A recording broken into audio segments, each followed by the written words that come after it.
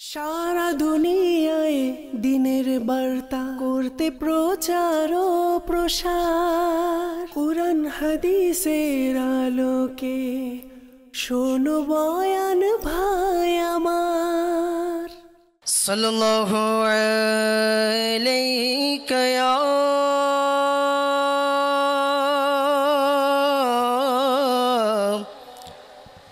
রাসূলুল্লাহ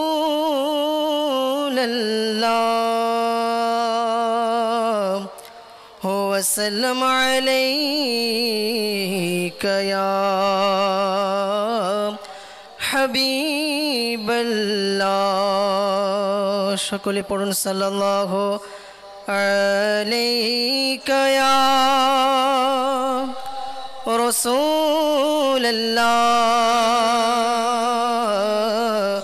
ওয়া সাল্লাম আলাইকা ইয়া হাবিবাল্লাহ।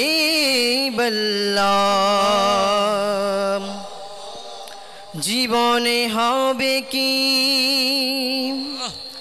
তোমার দিদার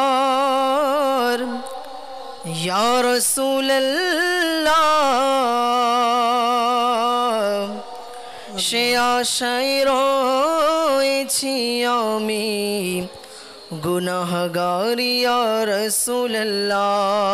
সুবহানাল্লাহ।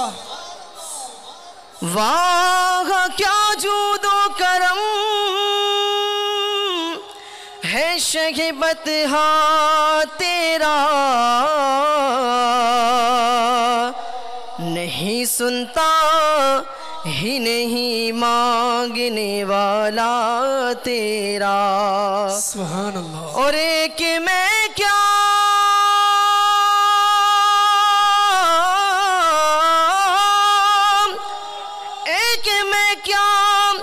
मेरे इसिया की हकीकत कितनी, मुझसे 100 लाख को काफी है आका इशारा तेरा। पढ़ुन सल्लल्लाहु अलैका या रसूलल्लाह व सल्लम अलैका या হাবিবাল্লাহ।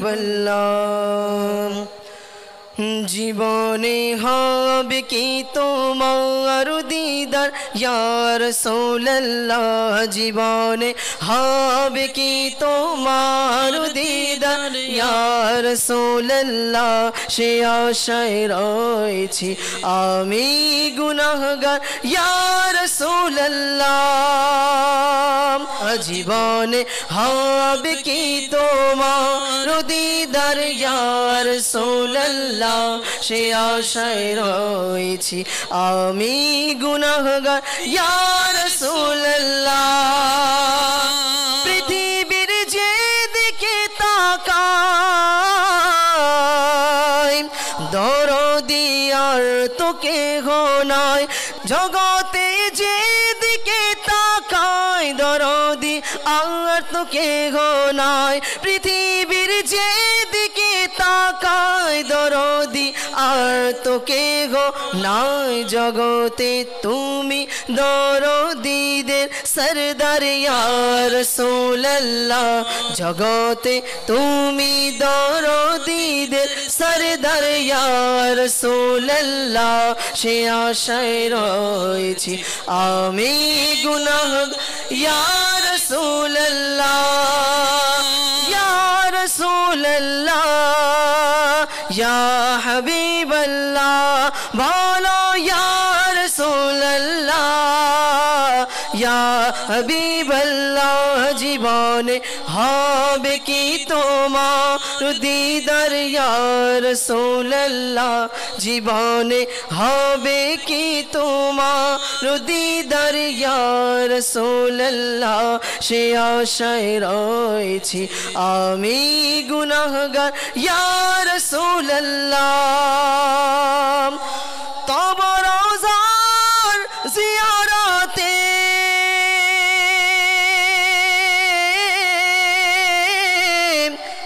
কতই হাজি মোর মদিনায় যাই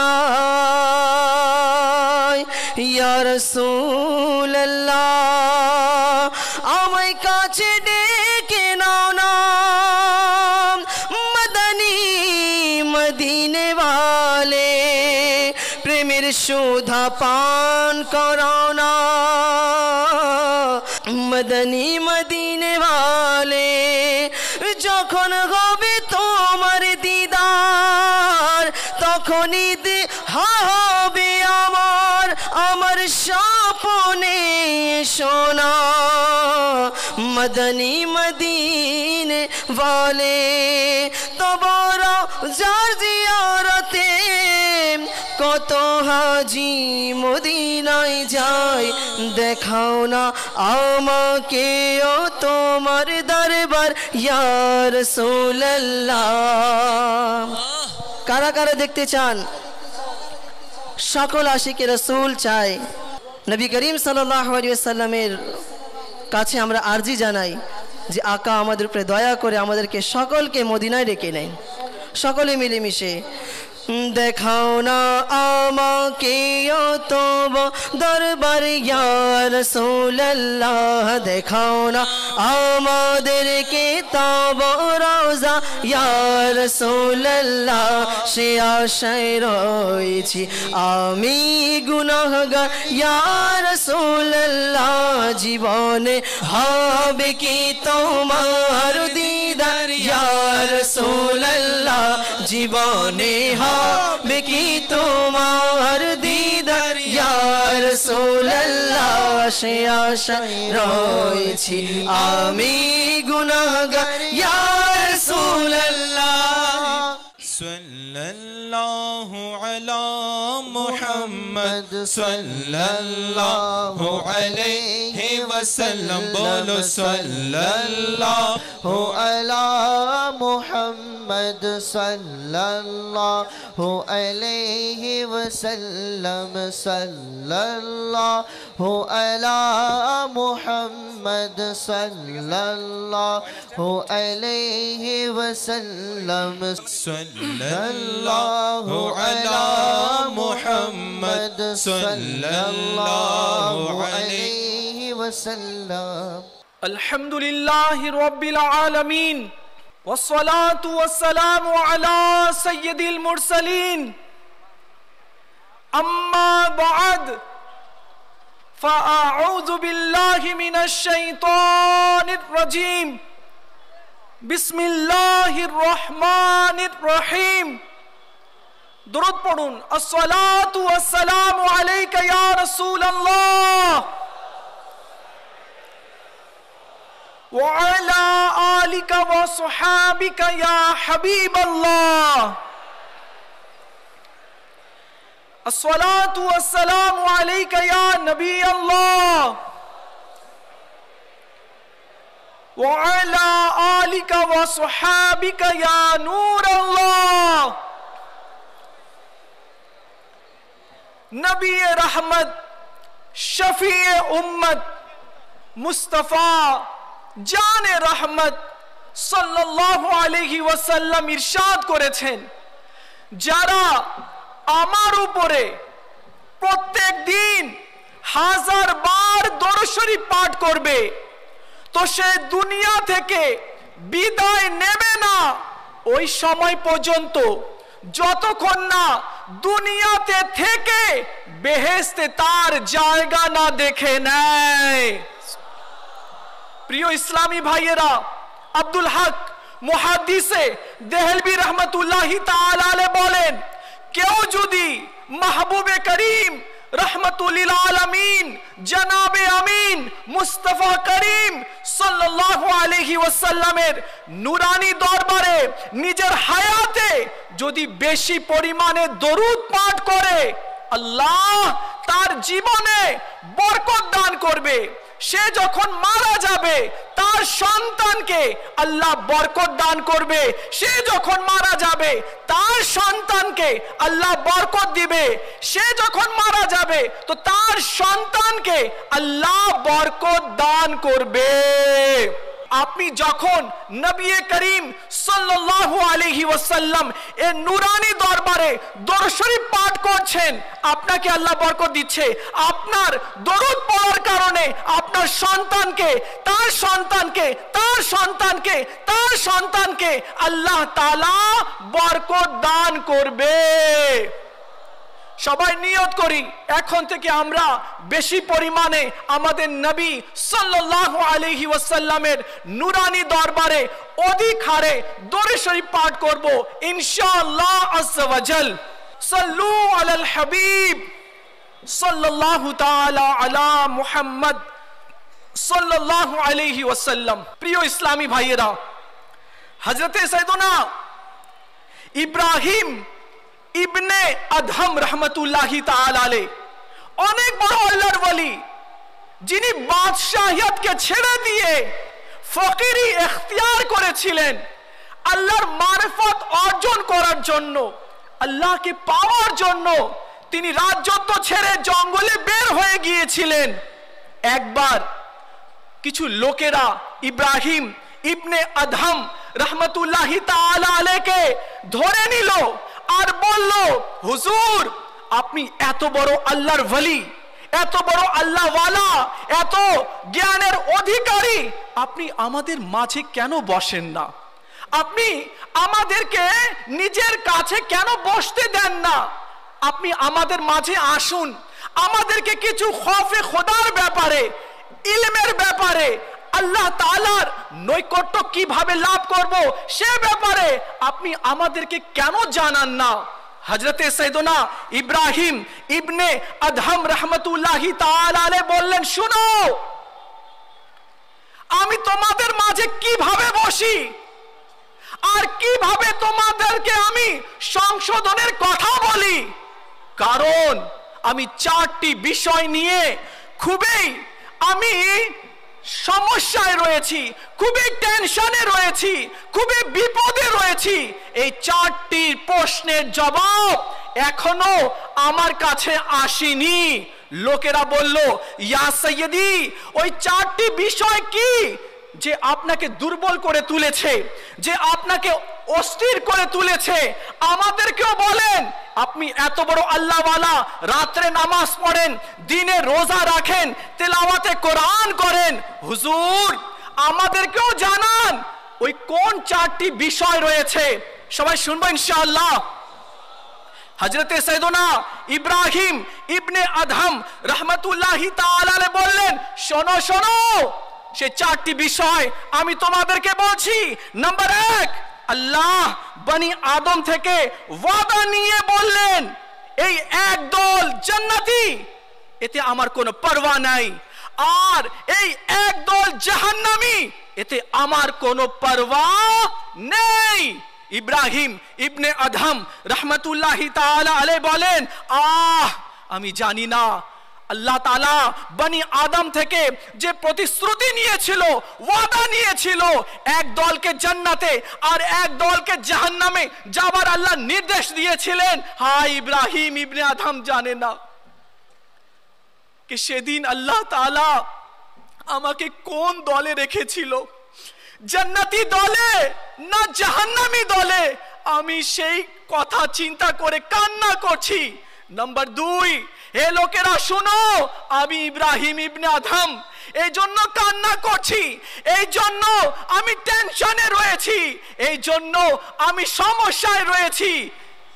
তা হচ্ছে আমাকে যখন মায়ের গর্ভে ফেরেশতারা যখন আকৃতি দিচ্ছিল, আমার দেহ যখন বানাচ্ছিল, আর ফেরেশতারা যখন আমার দেহে রূহ দিচ্ছিল, তো ফেরেশতা জিজ্ঞেস করলো, এ মাওলা, এই ব্যক্তি যাকে আমরা তৈরি করছি মায়ের গর্ভে, এ নেককারদের মধ্যে হবে না বদকারদের মধ্যে হবে?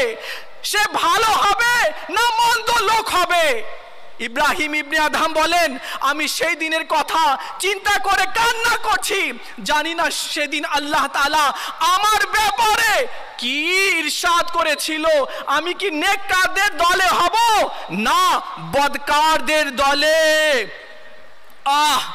এরপর ইব্রাহিম ইবনে আদহাম বললেন, যেদিন আমি মারা যাব, মালাকুল মউত আজরাইল আলাইহিস সালাম আমার রূহ কবজ করার জন্য আসবে, তো আল্লাহকে বলবে, মওলা এই ইব্রাহিম ইবনে আদহামকে আমরা কোথায় রাখবো? কাফিরদের দলে নাকি মুসলমানদের দলে রাখবো? সেই কথা চিন্তা করে আমি কান্না করছি। সেই দিন আল্লাহ তাআলা আমার জন্য কি নির্দেশ দিবে? এরপর ইব্রাহিম ইবনে আদহাম রাহমাতুল্লাহি তাআলা আলাইহি বলেন, যেদিন কিয়ামত কায়েম হবে আল্লাহ তাআলা ইরশাদ করবেন कि তোমরা হে গুনাহগাররা, তোমরা ঈমানদারদের থেকে পৃথক হয়ে যাও। আমি ভয় করছি সেদিন, জানি না আমি কোন দলে থাকবো, নেককারদের দলে না বদকারদের দলে। এই চারটি বিষয় আমাকে রাত দিন কান্না করাচ্ছে, এই জন্য আমি তোমাদের মাঝে এসে বসতে পারছি না। প্রিয় ইসলামী ভাইয়েরা আর মদিনী চ্যানেলের দর্শকবৃন্দ, আমাকে, আপনাকে, আমাদের সবাইকে যখন মায়ের গর্ভে ফেরেশতারা রূপ দিচ্ছিল, সেদিন ফেরেশতা জিজ্ঞেস করেছিল, মওলা এ নেককারদের হবে না বদকারদের মধ্যে হবে? আমরা জানি না। আর হ্যাঁ, আরেকটি কথা, কিয়ামত কায়েম হবে, মাথার উপরে সূর্য হবে, জমিন তামার হয়ে যাবে, পিপাসার কারণে মানুষের জিহ্বাটা বুকে এসে ঝুলবে, আর সেদিন আল্লাহ তাআলা ইরশাদ করবেন, হে গুনাহগাররা, তোমরা মুমিনদের থেকে পৃথক হয়ে যাও। এখন আমরা কি পৃথক হব না মুমিনদের দলে থাকব? এটা নিয়ে একটা প্রশ্ন রয়েছে। তো প্রিয় ইসলামী ভাইয়েরা, এর প্রশ্নের উত্তর এটাই হতে পারে, যদি আমরা দুনিয়াতে থেকে নিজের রবকে রাজি করে নিতে পারি। কেননা মৃত্যু আমাদের পিছনে রয়েছে, আমার পিছনে, আপনার পিছনে মৃত্যু রয়েছে, আর মৃত্যু আসবেই আসবে। আর আপনাকে আমাকে মৃত্যু কবরের মেহমান বানাবে। মৃত্যুর যন্ত্রণা খুবই কঠিন রয়েছে। বর্ণিত হয়েছে হযরত সাইয়েদনা আব্দুল্লাহ ইবনে আমর ইবনে আস রাদিয়াল্লাহু তাআলা আনহু তার পিতাকে জিজ্ঞেস করছেন, ও বাবা, আপনি তো প্রায় মৃত্যু ব্যক্তির কাছে যান আর গিয়ে তাকে জিজ্ঞেস করেন, বলো তো মৃত্যুর কষ্ট তুমি কেমন অনুভব করছো? আপনি প্রায় লোককে জিজ্ঞেস করতেন, এবার আমি জিজ্ঞেস করছি, বাবা আপনি বলুন, আপনি মৃত্যুর শয্যায় পড়ে রয়েছেন, আপনি বলুন তো আপনাকে কেমন লাগছে, মৃত্যুর যন্ত্রণাটা কেমন রয়েছে? প্রিয় ইসলামী ভাইয়েরা, মন দিয়ে শুনুন।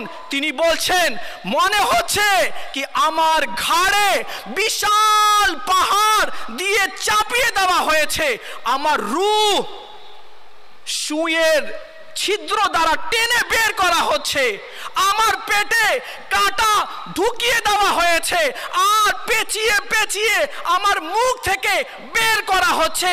শুনো, মনে হচ্ছে আসমান আর জমিন ভেঙে পড়েছে, আর আমি মাঝখানে, আসমান উপরে জমিন নিচে, তার ভার আমাকে একেবারে পিষে শেষ করে দিচ্ছে। তার চেয়েও বেশি কষ্ট আমাকে হচ্ছে।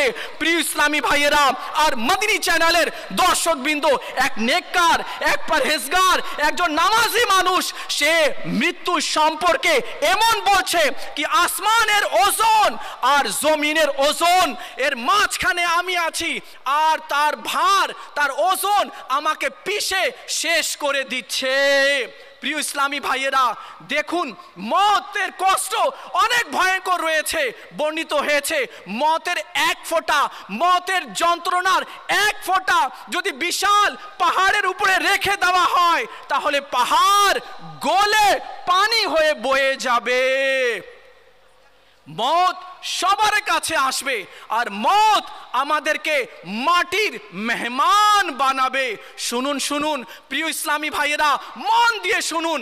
আপনার আমার নবী মাহবুবে আরবি মক্কি মদিনী সুলতান সরকার সাল্লাল্লাহু আলাইহি ওয়াসাল্লাম ইরশাদ করেছেন, শুনো, যখন কোনো মুমিন, কোনো নেককার, জান্নাতি, নামাজি, পরহেজগার, নেককার ব্যক্তির যখন মৃত্যুর সময় ঘনিয়ে আসে, তখন জান্নাতি ফেরেশতা আসে, তাদের চেহারা সূর্যের মতো আলোকিত থাকে, তার হাতে জান্নাতি কাফন এর কাপড় থাকে আর জান্নাতি খুশবু সুগন্ধি থাকে।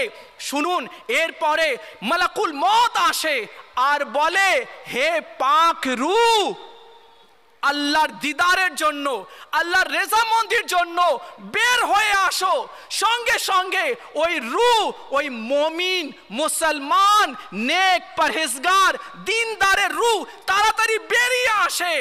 জান্নাতি ফেরেশতা সেই রূহকে জান্নাতি কাফনের মধ্যে পেঁচিয়ে নেয়, এরপরে জান্নাতি সুগন্ধি লাগিয়ে দেয়, এরপরে আসমানের দিকে নিয়ে যায়। তো আসমানের ফেরেশতারা আহলান সাহলান মারহাবা বলে। এরপরে আসমানের দরজা খুলতে বলা হয়, আসমানের দরজা খুলে যায়। আর আসমানের দরজাতে যে ফেরেশতা আছে সে ফেরেশতা বলে, আহ কত খুশবু, কত সুগন্ধি, কি পুরো আসমান সুগন্ধে ভরে গেছে। হে ফেরেশতা, কার রূহ নিয়ে এসেছো, কোন পাক রূহ নিয়ে এসেছো? তখন ফেরেশতা বলে, ফলা ইবনে ফলার রূহ নিয়ে এসেছি। তখন প্রথম আসমানের সমস্ত ফেরেশতারা দল বেঁধে দ্বিতীয় আসমানে যায় ওই রূহকে নিয়ে। দ্বিতীয় আসমানেও বলা হয় পুরো দ্বিতীয় আসমান সুগন্ধে ভরে গেছে। হে ফেরেশতারা, কার রূহ নিয়ে এসেছো? তো ফেরেশতারা বলে, ফলা ইবনে ফলা রূহ নিয়ে এসেছি। এভাবে দ্বিতীয় আসমানের ফেরেশতারা সবাই মিলে জুলুস করে ওই রূহকে দ্বিতীয় আসমানে, তৃতীয় আসমানে, চতুর্থ, সপ্তম আসমানে নিয়ে যায়। এরপরে আল্লাহর পক্ষ থেকে ইরশাদ হয় কি এই ব্যক্তির রূহকে আর তার স্থান ইল্লিয়িনের মধ্যে লিখে দাও। আর শোনো, আমি মানুষকে মাটি দিয়ে সৃষ্টি করেছি, মাটিতেই তাকে রাখবো এবং কিয়ামতের দিনে মাটি দিয়ে তাকে উঠাবো। যাও তাকে কবরে রেখে দাও। তার রূহকে ফেরেশতারা আবার কবরে নিয়ে আসে। এমন সময় মুনকার নাকির দুই ফেরেশতা আসে আর জিজ্ঞেস করে, মান রব্বুকা? সে বলে, আমার রব তো আল্লাহ, আমি তাকে এক জেনেছি, তাকে সিজদা করেছি, তাকে দেখেছি, তার ইবাদত করেছি, আমি এক আল্লাহকে মানি। ফেরেশতা বলেন, মারহাবা, তুমি সঠিক উত্তর দিয়েছো। সে বলে, ফেরেশতা আবার বলে, মা দীনুকা, তোমার দিন কি? সে বলে, আমার দিন ইসলাম। এরপরে আমার নবীর চেহারা দেখানো হয়, মা কুনতা তাকুলু ফি হাক্কি হাজার রুজুল, এই নুরানি চেহারাওয়ালার ব্যাপারে তুমি কি বলতে? তখন সে আশিকে রসুল বলে, ইনি তো হচ্ছে আমার নবী সাল্লাল্লাহু আলাইহি ওয়াসাল্লাম।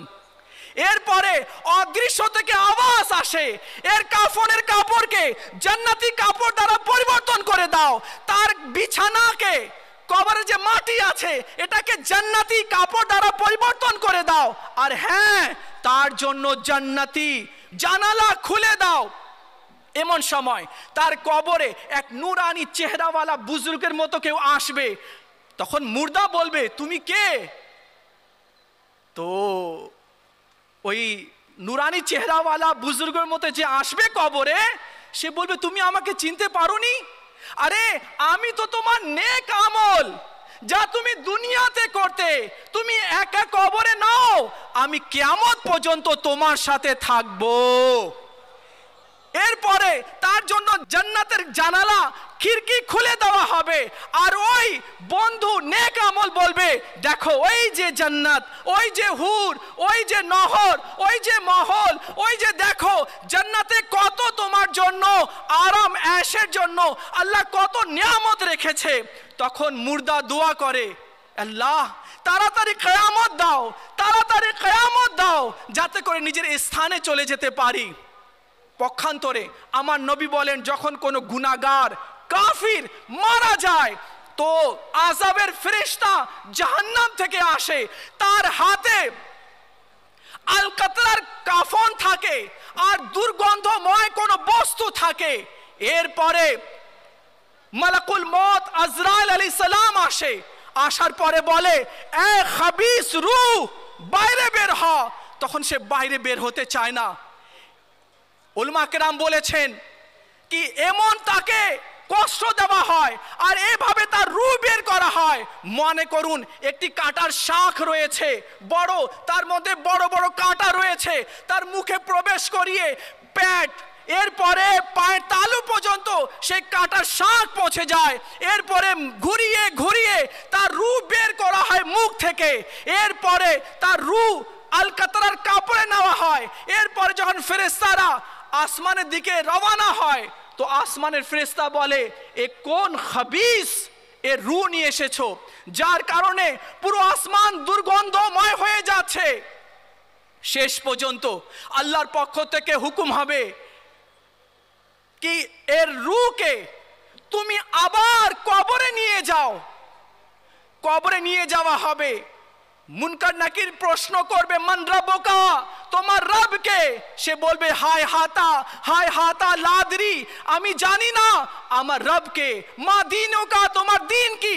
সে বলবে, হায় হাতা লাদরি, আমি জানি না আমার দিন কি।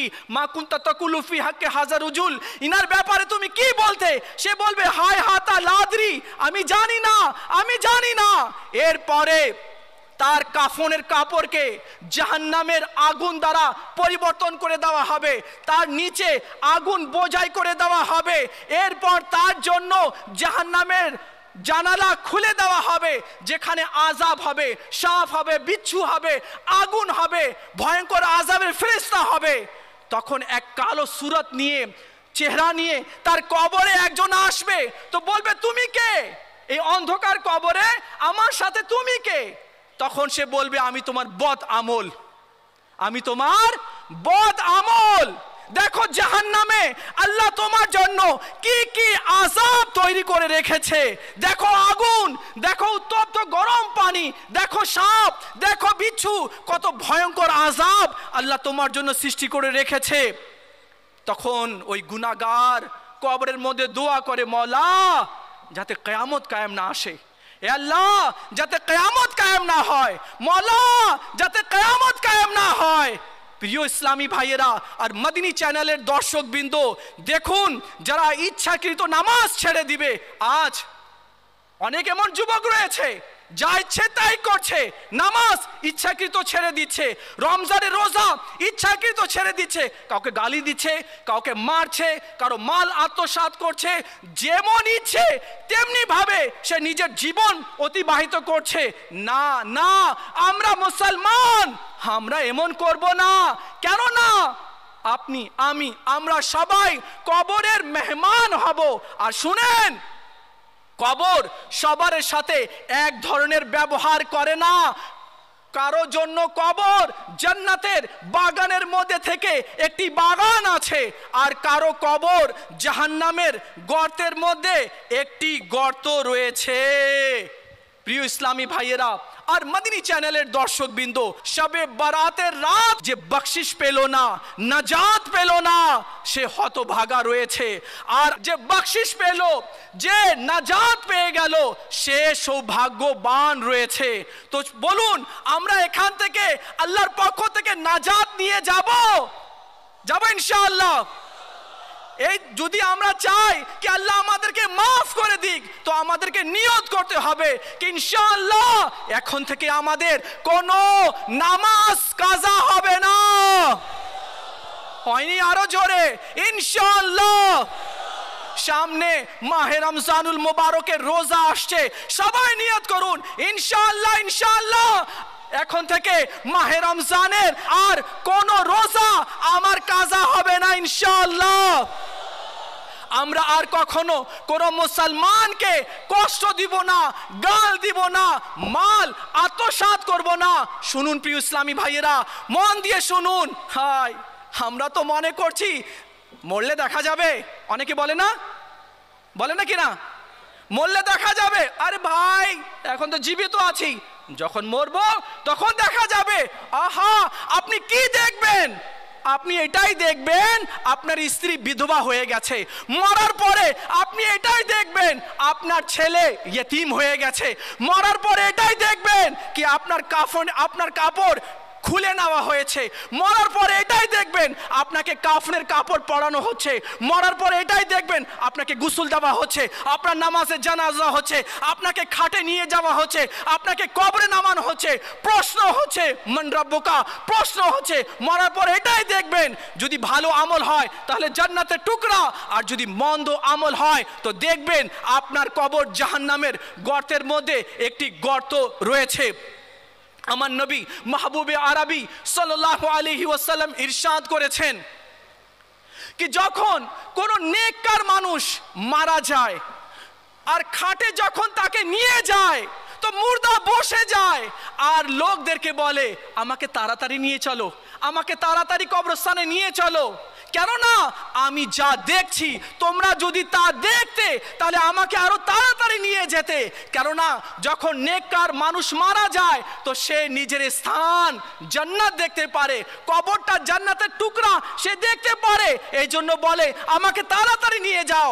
আর হ্যাঁ, আমার নবী বলেছেন যখন কোনো গুনাহগার বেনামাজি মা বাপকে যারা কষ্ট দেয়, মদ পান করে, জিনা করে, জুয়া খেলে, তাস খেলে, আল্লাহর নাফরমানি করে, মারামারি করে, খুন করে, মার্ডার করে, আল্লাহর নাফরমানি করে, সে যখন মারা যায় তো সে খাটের উপরে বসে যায় আর বলে হে লোকেরা দাঁড়া দাঁড়া, আমাকে নিয়ে যাস না তাড়াতাড়ি, আমি যা দেখছি তোমরা যদি তা দেখতে তাহলে আমাকে তাড়াতাড়ি নিয়ে যেতে না, আমি জাহান্নাম দেখছি, আযাবের ফেরেশতা দেখছি, আমাকে তাড়াতাড়ি নিয়ে যেও না।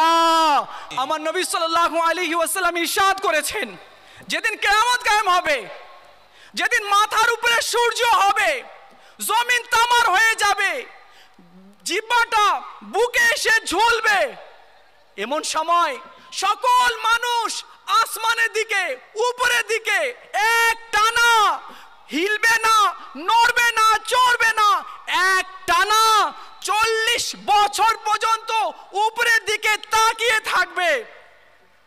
এরপরে আমার নবী বলেছেন এমন সময় আল্লাহ তাআলা ইরশাদ করবে ওই ব্যক্তি কোথায়, ফলা ইবনে ফলা কই, তাকে নিয়ে আসো।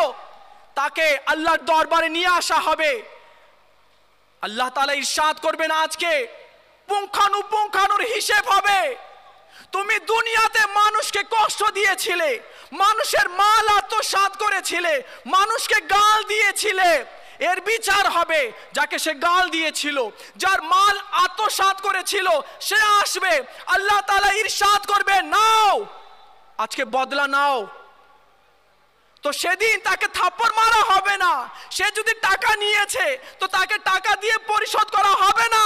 আল্লাহ তাআলা ইরশাদ করবেন তোমাকে অপমান করেছে, তোমার মাল আত্মসাৎ করেছে, তোমাকে কষ্ট দিয়েছে, নাও এর বদলা নিয়ে নাও।